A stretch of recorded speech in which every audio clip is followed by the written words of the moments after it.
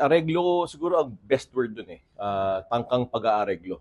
So ang totoo niyan, lalo ko pa yung date, July 12 yun.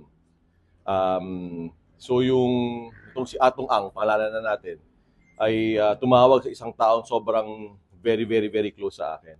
Ay yung tipong level na sobrang hindi ako makakaindi o mahihirapan ako humindi.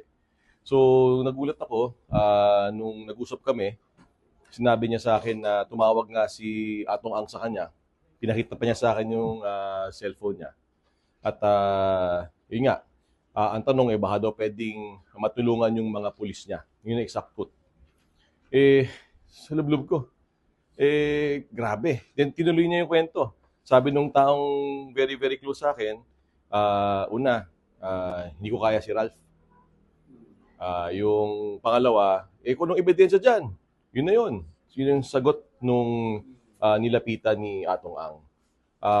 Happy naman ako na sobrang kilala nga talaga ako nung taong very, very close na yon sa akin na hindi tayo naareglo.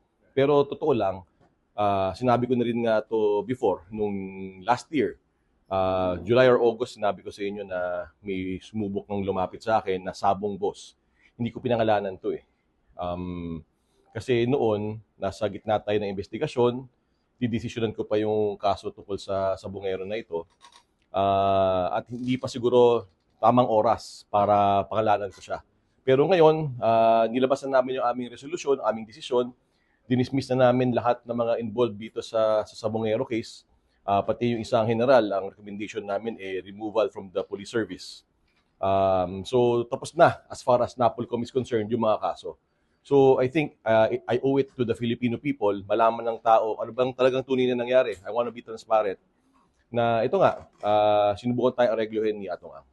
Insulto talaga ako. Totoo, nagalit ako eh. Kasi ang service reputation ko, kaya kalinisan na apelido ko eh. Tapos susuhulan mo ko. Yung tatay ko, marinis din. Ay, wala nga laman wallet ko. Kita nyo naman.